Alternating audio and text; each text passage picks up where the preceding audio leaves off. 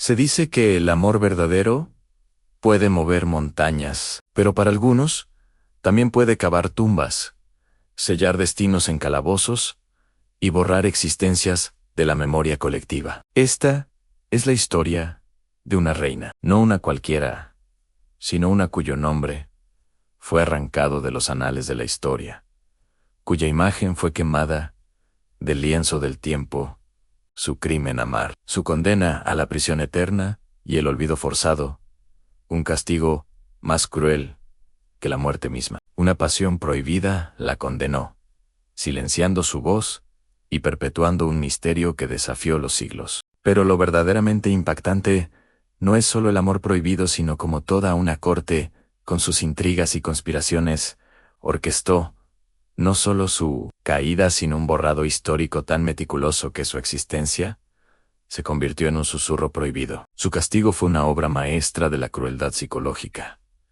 diseñada para que ni siquiera su recuerdo pudiera desafiar el poder. Su historia no fue simplemente olvidada, fue activamente silenciada, fundida en el crisol del tiempo, por aquellos que temían el eco de su desafío, dejando un vacío, una sombra persistente en los registros reales que pocos se atrevieron a investigar. Para comprender la magnitud de su transgresión, debemos retroceder a un mundo donde las coronas no eran símbolos de libertad, sino cadenas forjadas en alianzas políticas y dinásticas. Nuestra reina nació y creció en la opulencia de una corte europea del siglo XV, un tapiz de intrigas, etiquetas y luchas por el poder. Desde su nacimiento, su destino estuvo sellado.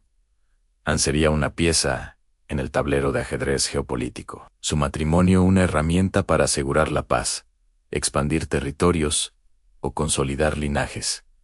Las monarcas de su era rara vez elegían a sus cónyuges. El amor romántico era un lujo reservado para los plebeyos, una fantasía peligrosa para aquellos nacidos con sangre azul. La presión para producir herederos legítimos y mantener la pureza de la línea real era inmensa, y cualquier desviación se consideraba no solo un pecado, sino una traición a la corona y a la nación. Fue en este entorno rígido y calculador donde el corazón de la reina encontró un camino inesperado, un amor que desafió todas las reglas impuestas desde su primer aliento. Fue en medio de este sofocante protocolo, entre bailes monótonos y conversaciones vacías sobre herencias y tratados, donde sus ojos se cruzaron con los del hombre prohibido. No era un rey ni un príncipe de sangre azul, sino un noble menor, quizás un poeta de la corte, un músico talentoso, o un guardián de sus aposentos. Un hombre cuya única riqueza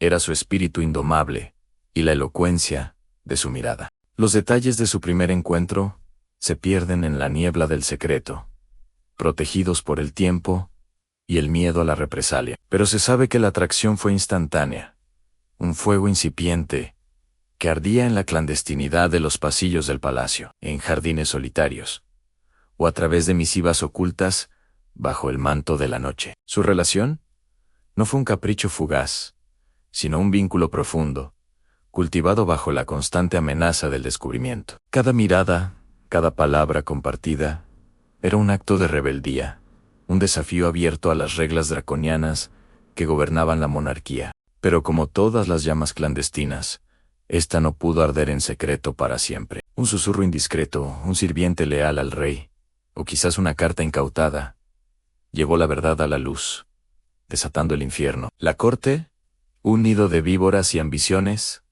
reaccionó con horror e indignación. Para el rey, no era solo una infidelidad, era una afrenta directa a su honor, a su linaje y a la estabilidad del reino. La ira real se desató como un torbellino, y la paranoia se apoderó de cada rincón del palacio. La reina y su amante fueron inmediatamente objeto de vigilancia. Los primeros intentos de reprimir la situación fueron brutales, con interrogatorios a los sirvientes, registros minuciosos y un ambiente de tensión asfixiante que presagiaba lo inevitable. El amor, que había sido su refugio, se convirtió en su sentencia. El proceso que llevó a la reina a prisión fue swift y despiadado, un espectáculo de poder calculado para infundir terror. Despojada de sus insignias reales, arrastrada, lejos de su lecho, en la oscuridad de la noche,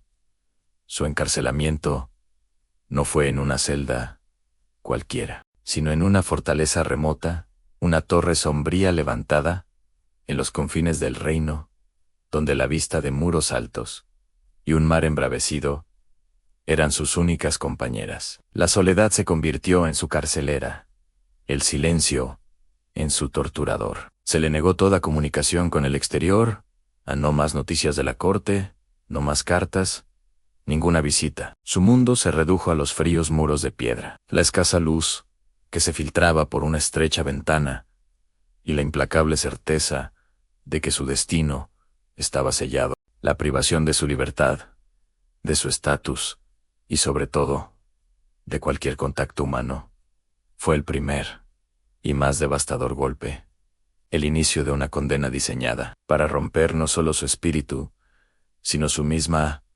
identidad como reina y como mujer.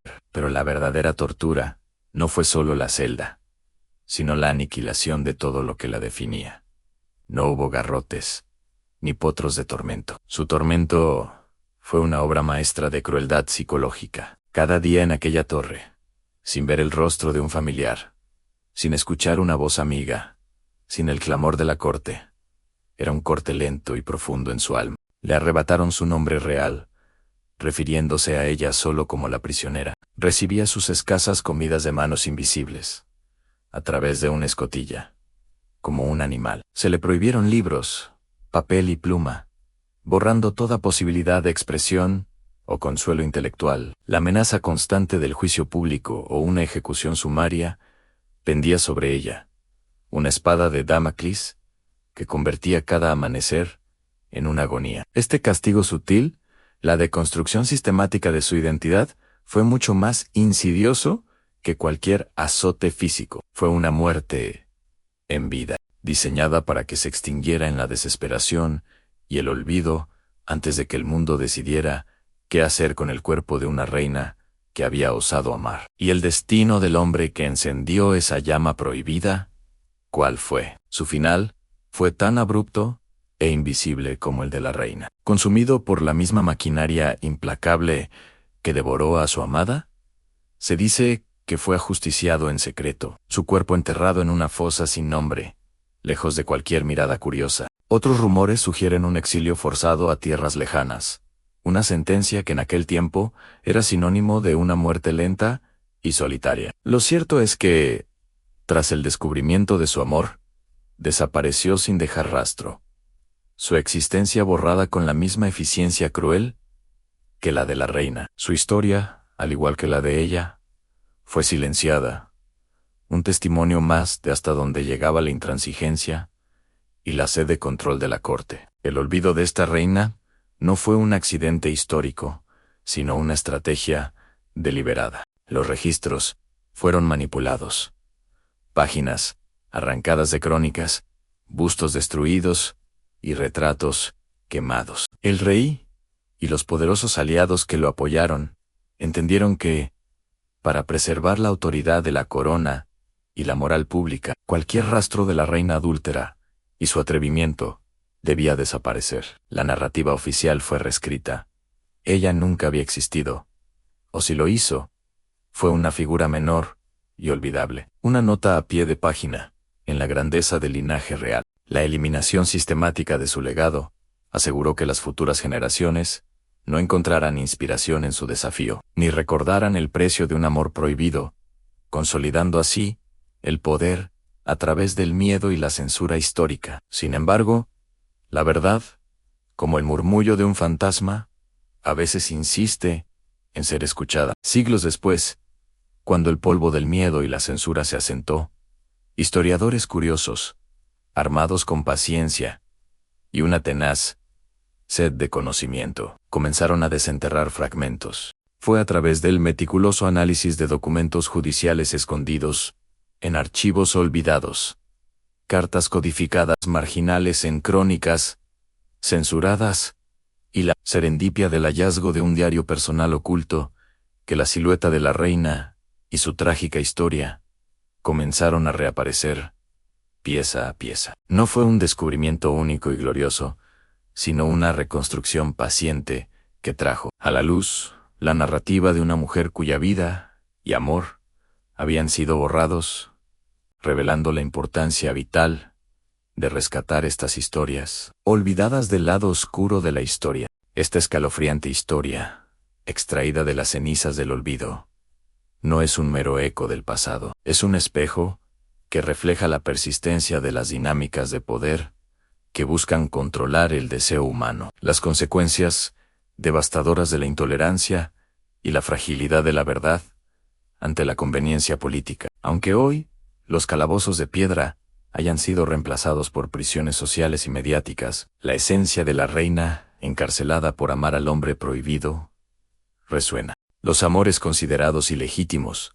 o inconvenientes aún enfrentan barreras, juicios y, en ocasiones, formas modernas de ostracismo y anulación. Su saga nos obliga a cuestionar quién escribe la historia y qué verdades son silenciadas para mantener el orden establecido. Si quieres desentrañar más misterios tan perturbadores como este y explorar las sombras del pasado, suscríbete y acompáñanos en Historias de Torturas para descubrir qué otros secretos ha intentado enterrar el tiempo. Este es solo uno de los secretos que el tiempo intentó enterrar. Si quieres seguir explorando las torturas y horrores más impactantes de la historia, suscríbete y sé parte de Historias de Torturas, donde la crueldad del pasado cobra vida.